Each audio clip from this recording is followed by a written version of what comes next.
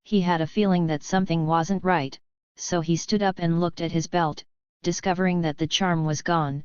Then in shock he immediately stopped. He gathered up his money and went back to the monastery, where he wanted to settle his debt with Han, and afterwards he counted out the money he had left, discovering that it was exactly the amount he had actually lost before. When he was finished, he ashamedly apologized for losing the charm. Han laughed and said, "I've already got my charm right here." "Indeed, I warned you about your insatiable habit, but you wouldn't listen, and that's why I took it back." The collector of these strange tales remarks, "In all the world, nothing can cause one to lose one's property so quickly as gambling, and in all the world, nothing can erode one's morality so completely as gambling. Getting involved in it is like wading into the ocean without knowing where the bottom is." A man who wishes to be an agricultural merchant first has to cultivate the agriculture, and to be a scholar one has to cherish every moment of time available to study. Studying something tirelessly is the right way to build one's career, but meeting friends just to chat and to share an occasional drink together is also a decent way to enjoy life. Becoming close with vicious friends and gambling all night long is totally self-defeating. It's like emptying one's purse into a small chest and then suspending it precipitously in the air for other gamblers to take their chances at getting it. The shouting sound gamblers make when they toss the dice shows that they want to win the money so badly that they project their spirit into the very dice. Tossing the dice is like throwing a pearl away, holding the cards for wagers is like a palace beauty holding a bamboo fan. One can look left and right at other players, straining the eyes to cheat, or one can feign weakness outwardly while secretly acting decisively, though neither approach employs one's talents to much effect. When one's house is filled with guests, the gambler still lingers at the betting game. Even when the house is on fire, the gambler still stares at the latest round of wagers. Forgetting to eat and abandoning sleep, over time one becomes disoriented, babbling oneself hoarse like a demon. Even if a man loses everything by gambling it away, he sticks around watching others betting. He'll stand in the middle of it all, howling encouragement, itching to show off his special talent, but reaching into an empty money bag that's open at both ends is enough to put fear into even a warrior's heart. The gambler cranes his neck and paces back and forth, but once he discovers that he has nothing left, there's no help for it, hanging his head, devastated, only then, under the cover of black night, does he go home. Fortunately, his wife who's often complained about his behavior has fallen asleep, but he still fears that the barking of the dog may awaken her. For quite some time he'll be troubled by the emptiness of a starving belly, certain to resent having to eat leftover gruel. Subsequently he'll sell his own children and mortgage his fields to raise some money in hopes of winning back everything he's lost, but against his expectations, his stakes are used up, everything gone and all to no avail. When he suffers such a defeat and thinks about it afterwards, he finally realizes it's a rotten shame, and if one asks whom among gamblers had the best ending, people will point to the man who has lost his money and his clothes.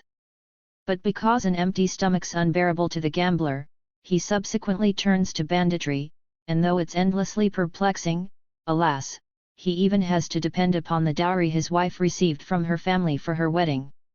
His wicked conduct engages him in losing his moral identity, his estate, and his life, which certainly isn't what he was betting on. 122 Asia. Jing Xing from Wendeng had been famous ever since he was young. His next-door neighbor was a scholar named Chen, and only a low wall separated their studies. One evening, Chen was passing through some abandoned ruins when he heard a young woman sobbing among the pine and cypress trees. As he drew near, he noticed a silk band suspended from a tree branch, as though the young woman was about to hang herself. When Chen asked her who she was, she wiped away her tears and replied, "My mother has traveled far away, and left me in the care of my cousin. But he has a wicked heart, and the beast won't let me stay any longer. It'd be better to die than to be abandoned like this." When she finished speaking, she renewed her sobbing. Chen untied the band and advised her that she should consider marrying someone. The girl worried that there was no man around her upon whom she could depend.